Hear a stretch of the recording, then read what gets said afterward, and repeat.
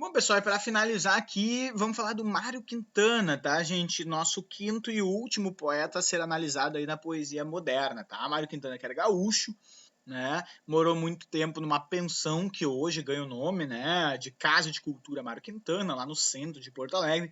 Quem nunca foi, vá, tem uma espécie de mini museu do Mário Quintana ali. Tem espaço para teatro, tem espaço para cinema, espaço para eventos culturais. É maravilhoso, fica bem no centro ali de Porto Alegre. Eu acho ela muito bonita, embora faz bastante tempo que eu não vou, inclusive. Deveria ir mais, tá? Vamos falar então um pouco dele, pessoal. O Mário Quintana, que começou na sua poesia como basicamente a Cecília e o Vinícius começaram, com o estilo meio neossimbolista, né? Trazendo uma espécie de tradição lírica de volta, falando muito sobre temáticas como morte, melancolia, sofrimento existencial, né? O Mário, que ele é sempre lembrado, né, gente, por ser um cara muito debochado, um cara muito irônico, um cara que ia pra redenção da pipoca pras pombas, né, ia jogar a dama, né, no centro e tal.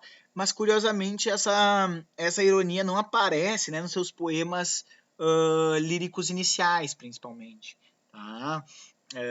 Tava me lembrando agora, ele tem um livrinho, né, quem quiser conhecer a ironia do Mário, chamado Ora Bolas, né? Não ora as bolas, né? Que nem alguns políticos falam aí no meio do pronunciamento. Ora bolas, né? Que era uma frase que ele costumava dizer muito, né? E aí é um pocketzinho, né? Que é muito legal aí, que tem só pequenas histórias dele, né? Causos famosos dele e tal. E aí tem um que, quando ele já tava bem velhinho, né? Parado, já não caminhava muito. E aí o dono da pensão viu ele ali, paradinho, assim, velhinho. E aí ele foi ali no dono o dono da pensão foi ali no Mário, né? E disse, pô, seu Mário, fiquei sabendo que o senhor, né, tá só paquerando as mulheres aí, né? E ele olhou pro cara e disse, eu não tô, mas continuo espalhando, né? Então ele tinha um humor bem ferino, assim, bem debochado, era bem vivo mesmo com seus 90, acho que ele morreu com 88, 90 anos. Morreu em 94, nasceu em 1906, se não me engano, deve ter morrido com 88. Então ele já estava bem velhinho, né? Ele dava umas pedrada de grossura também, né? Ele era um cara muito boêmio, né? Ele nunca teve um trabalho muito estável na sua vida, assim. Então ele dormia sempre tarde, ficava escrevendo até tarde, bebia muito e tal. Foi internado numa clínica de reabilitação, né? Inclusive, uma vez ele foi reabilitado numa clínica internado, e aí quando ele saiu da clínica ele foi direto beber, né? E aí passou um sobrinho dele, se eu não me engano, e disse, pô, Mário, já tá bebendo? Ele, já não, ainda. Eu não parei, vocês que tentaram me fazer parar, mas eu não parei. E aí, uma vez, ele tinha que gravar pra Philips, se eu não me engano, um vinil na época, né, dele declamando seus poemas, e era 6 e pouco da manhã que iam passar para buscar ele de carro lá, e eles, às vezes ele ia dormir às 6 da manhã, né, aí ele acorda todo errado, cabelo todo torto, e aí a menina que tá responsável por ele diz, bom dia, seu Mário, e ele, bom dia, né, todo torto, e ela, e aí, dormiu bem? E ele, não, e aí ele, acordei meio burro, e ela, eu acordei super bem, assim, e aí ele diz, e vai passar o resto do dia burro, um negócio assim, então, meio dando uma pedrada nela. Ele era um cara que não perdia a piada de jeito nenhum. Bom, mas tudo isso, né, fiz aí fui me lembrando das histórias, e aí fui fazendo essa descrição. Mas tudo isso para dizer que ele não era assim, né, tão vivo, né, tão vivo no sentido de alegre, né, na sua poesia inicial, assim, né, as temáticas dele são bem pesadas, né, então ele poderia ser chamado de neossimbolista surrealista, né, porque ele gosta muito de fantasia, né, o mundo insólito, o mundo dos fantasmas, o mundo dos mitos, né, e tal. Esse primeiro soneto aí é muito curioso, né, olha só, da vez primeira que me assassinaram, né, o cara já fica meio assim, oi? Né? Já te mataram mais de uma vez? Né? Mas é. Da vez primeira que me assassinaram, perdi um jeito de sorrir que eu tinha. Depois, a cada vez que me mataram, foram levando qualquer coisa minha.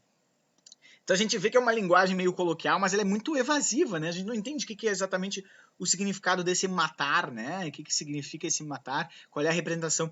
Por trás de uma linguagem aparentemente coloquial, existe uma semântica, né? Um sentido metafórico curioso, né? Uma linguagem muito simbólica, assim. Vamos continuar. Ó. Hoje dos meus cadáveres eu sou o mais desnudo, o que não tem mais nada. Arde um toco de vela amarelada como o único bem que me ficou. Vinde, corvos, chacais, ladrões de estradas, pois dessa mão avaramente adunca não haverão de arrancar a luz sagrada. Aves da noite, asas do horror, voejai, que a luz trêmula e triste como um ai, a luz de um morto não se apaga nunca. Né? Essa coisa de dar vida ao morto é muito legal. Ele tem um poema também chamado Morto, que eu vou mostrar daqui a pouco, que é bem interessante. Tá? Agora, era muito comum, né, pessoal, a questão da poesia cotidiana, a exaltação do cotidiano. Eu acho esse poema muito bonito. Bem, bonito não. Ele é legal, normal, assim, mas ele é bem escrito, né? O final fecha interessante. Olha só. Minha rua está cheia de pregões. Parece que estou vendo com os ouvidos. Couves, abacaxis, caquis, melões, eu vou sair pro carnaval de ruídos. Mas vem, anjo da guarda, por que pões horrorizado as mãos em teus ouvidos? Anda, escutemos esses palavrões que trocam dois gavrochos atrevidos. Né?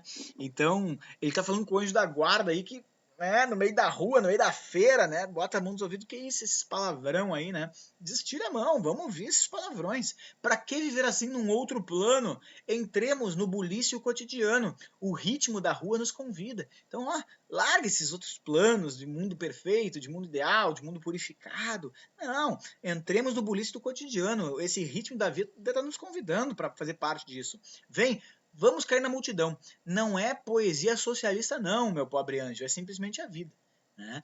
Então isso é uma coisa muito triste, né? Que parece que ocupar o espaço público se tornou sinônimo de socialismo. Né?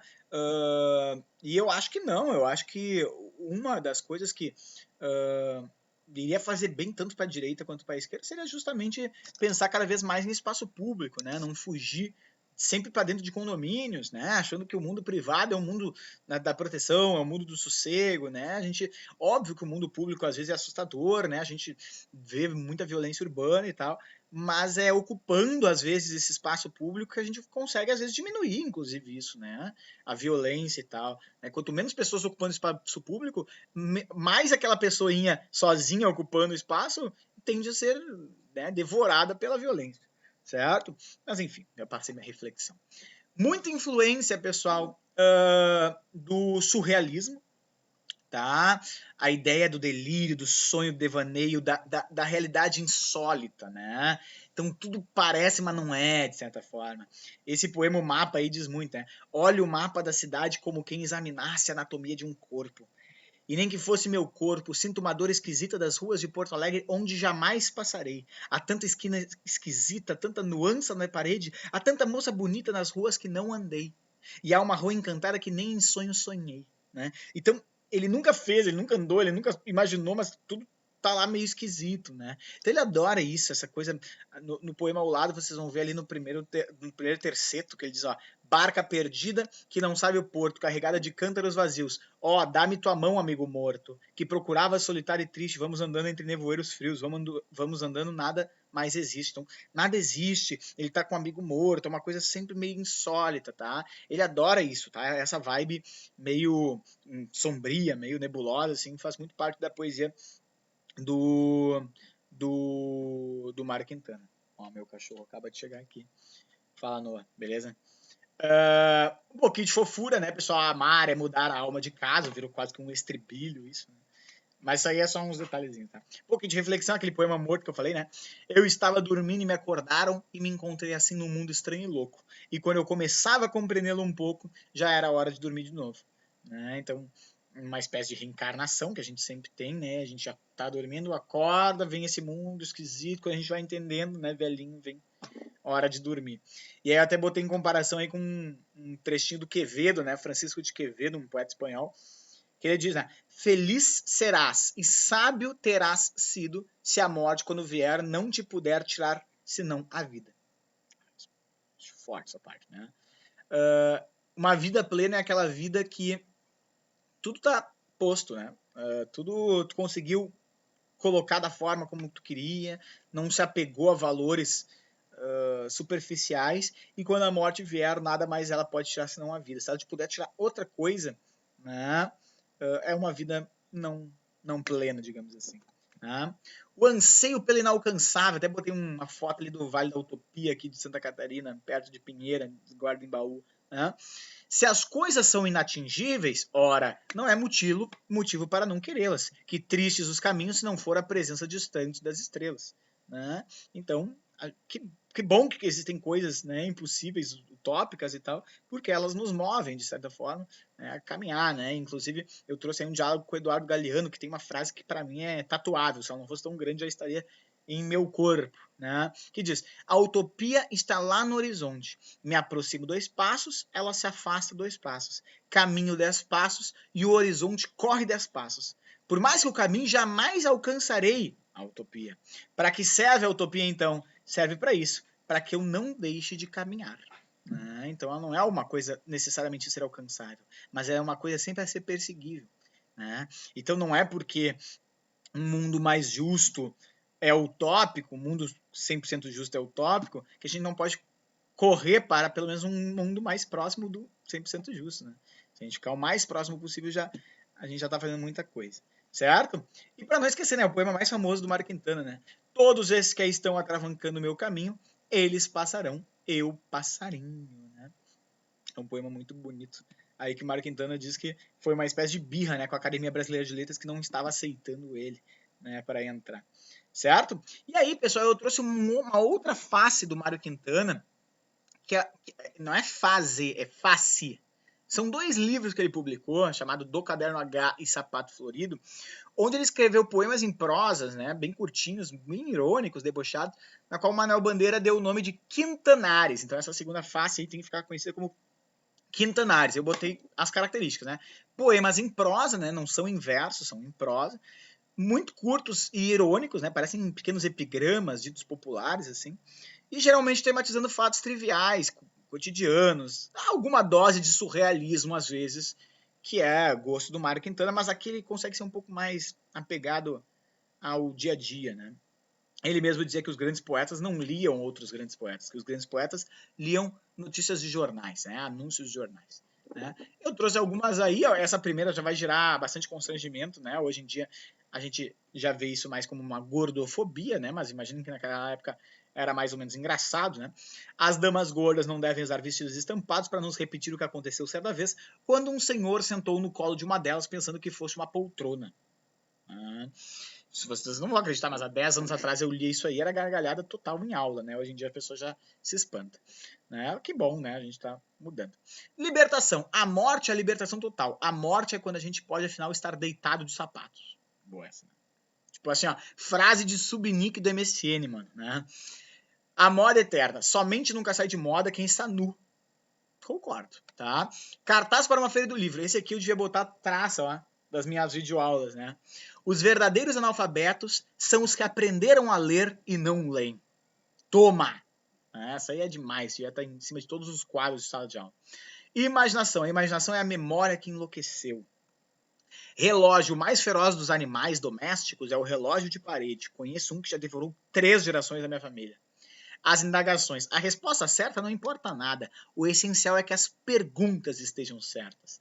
Do estilo. O estilo é uma dificuldade de expressão. Dos livros. Há 2 espécies de livros. Uns que os leitores esgotam, outros que esgotam os leitores. Tempo. Coisa que acaba de deixar a querida leitora um pouco mais velha ao chegar ao fim dessa linha. Né? Super metalinguístico esse. Né? E para acabar aí, ó, um reflitão aí para vocês. Ó, amizade. Quando o silêncio a 2 não é incômodo. Né? Então, amizade, as pessoas conseguem ficar em silêncio e aquilo não gera incômodo. Né? Quando não é amizade, os dois ficam né? Constrangido. E amor, quando o silêncio a 2 é cômodo. No amor é a hora que ficar em silêncio, se olhando, se observando, aquilo é maravilhoso, né? Então, ó. Fofo, tá? Vou acabar aqui com um poema, né, que a Cecília Meirelles fez para o Mário Quintana, homenageando, né? O Natal foi diferente, porque o menino Jesus disse à senhora Santana: vovozinha, eu já não gosto das canções de antigamente. Cante as de Mário Quintana. Viram-se então os anjinhos de livro aberto nas mãos deslizar no ouro dos ares, estudaram nova solfa pelos celestes caminhos, ensaiaram os quintanares. Deixaram cair os versos que já sabiam de cor pelos telhados das casas. E o milagre das cantigas foi que até seres perversos amanheceram com asas. O poder da poesia de Mário Quintana.